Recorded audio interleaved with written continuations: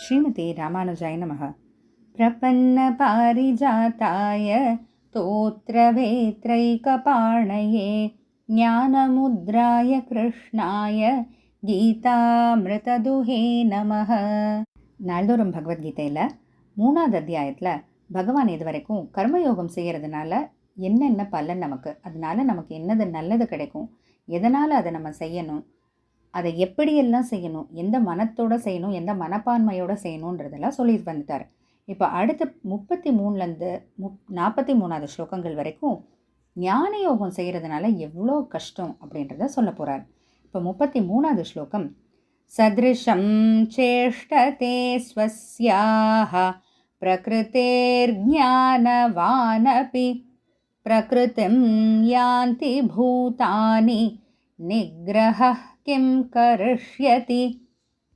ஞானவானபி, சிறந்த ஞான யோகி, இல்லை ஞானத்தை கடைப்பிடிக்கக்கூடிய, ஞான யோகத்தை கடைப்பிடிக்கக்கூடிய அந்த ஒரு அதிகாரம் இருந்தாலும் கூட, ஜடபரதர் போல அந்த ரிஷிகள் மாதிரி இருந்தாலும் கூட, ஸ்வஸ்யாக அவங்களுக்கு என்ன உண்டான பிரகிருத்தம் சதிருஷம் இயற்கையை போல தான் சேஷ்டத்தை செயல்படுவாங்க.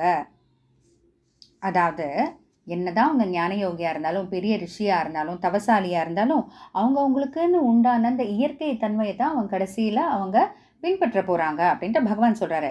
ஏன் இந்த மாதிரி ஞானிகள் மட்டும் இல்லை, பூதானி ஜீவராசிகள் எல்லாரும் பிரகிருத்தம் யாந்தி, பிரகிருத்தின்னு சொல்லக்கூடிய அவங்க இயற்கை தன்மை பின்தொடர்ந்து தான் அவர்கள் செல்லுவார்கள். நிக்ரஹ கிம் கரிஷ்யதி, அதை தவிர்க்க நினைக்கிறதுனால என்ன செய்ய முடியும் இப்போன்ட்டு பகவான் சொல்கிறாரு. அதாவது இப்போது ஒரு ஆற்றுல வெள்ளம் ஓடி வரும்போது அடிச்சுட்டு போகுது.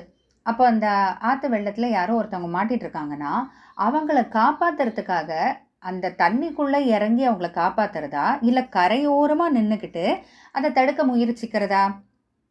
அதுபோல் நம்ம எல்லாரும் இந்த ஆற்று வெள்ளத்தில் மாட்டிகிட்டு இருக்கிறது போல் பிரகிருதி அப்படின்ற நம்மளுடைய அந்த இயற்கை தன்மையில் தான் நம்ம சிக்கிட்டு இருக்கோம். ஏன்னா ஜென்மங்களாக நம்ம பிறவுகள் எடுத்து எடுத்து எடுத்து நம்ம பொதுவாக செய்கிற விஷயங்கள் எல்லாம், இப்போ ஒரு குழந்தை பிறந்த உடனே அழணும்னு அதுக்கு எப்படி தெரியுது, பால் குடிக்கணும்னு எப்படி தெரியுது, தூங்கணும்னு எப்படி தெரியுது, பிறகு கொஞ்சம் வளர்ந்த பிறகு சாப்பிடணும்னு எப்படி தெரியுது? ஏன்னா இது பல ஜென்மங்களாக எடுத்த பிறவைகள்னால இந்த வாசனைன்னு சொல்லக்கூடிய அந்த சுவடுகள் நமக்குள்ளே ஒட்டிகிட்டு இருக்கு. அப்போ இதுதான் நம்ம இயற்கை தன்மையாகவே மாறிடுது. அப்போ இதுக்கு நேரெதிராக இருக்கக்கூடிய ஞான யோகத்துக்கு போகணும்னு நினச்சா எப்படி? இது எப்படின்னா ஆற்று வெள்ளம் அடிச்சுட்டு போகும்போது கரையோரமாக நின்று அதை தடுக்க முயற்சிக்கிற மாதிரின்ட்டு பகவான் சொல்கிறாரு. நம்ம கர்மயோகத்திலேயே வாழ்ந்து அதிலேயே விழுந்து எழுந்து தான் பழகிட்டோம். அப்போ அதுக்கு நேரெதிராக இருக்கக்கூடிய ஞான யோகத்தில் போய் நான் மோட்சம் அடைய போகிறேன், முக்தி அடைய போகிறேன்னு நினச்சா எப்படின்ட்டு பகவான் சொல்கிறாரு. இது எப்படின்னா, யாரோ ஒருத்தவங்க இன்ஜினியரிங் படிப்பு படித்து டாக்டர் ஆகணும்னு நினைக்கிறது போல். ஏன்னா இதுவான சில வருஷங்கள், ஏன்னா ஒரு இன்ஜினியரிங் படிக்கிறதுன்றது ஒரு 4 வருஷம், டாக்டர்னால் ஒரு 7 வருஷம் அந்த மாதிரி சொல்லலாம். ஆனால் நம்ம இங்கே பேசிகிட்டு இருக்கக்கூடிய இந்த பிரகிருதி அப்படின்ற நம்ம அந்த இயற்கை தன்மை, அந்த வாசனைன்னு சொல்லக்கூடிய அந்த சுவடு பல ஜென்மங்களாக நம்மளை பின்தொடர்ந்துட்டு வர ஒரு விஷயம். அதை எப்படி நம்ம சட்டுன்னு ஒரே ஜென்மத்தில் ஒரு வருஷத்துலையோ இல்லை சில வருஷத்துலையோ நம்ம மாற்றணும்னு நினைக்க முடியும் இல்லையா? அதைத்தான் பகவான் சொல்கிறாரு. அதனால் அர்ஜுனா, நீ பல வருஷமாக பல ஜென்மங்களாக நீ கர்மயோகத்திலேயே தான் உழண்டுட்டு வர, திடீர்னு அதுக்கு நேரெதிராக இருக்கக்கூடிய ஞான யோகத்தில் புகுந்து மாறிட முடியும்னு நினைக்காத அப்படின்ட்டு பகவான் சொல்கிறாரு. அப்போ இதுக்கு வேறு வழியே இல்லையா?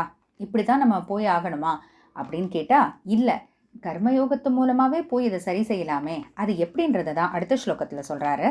தொடர்ந்து பார்ப்போம். ஜெய் ஸ்ரீ கிருஷ்ணன்.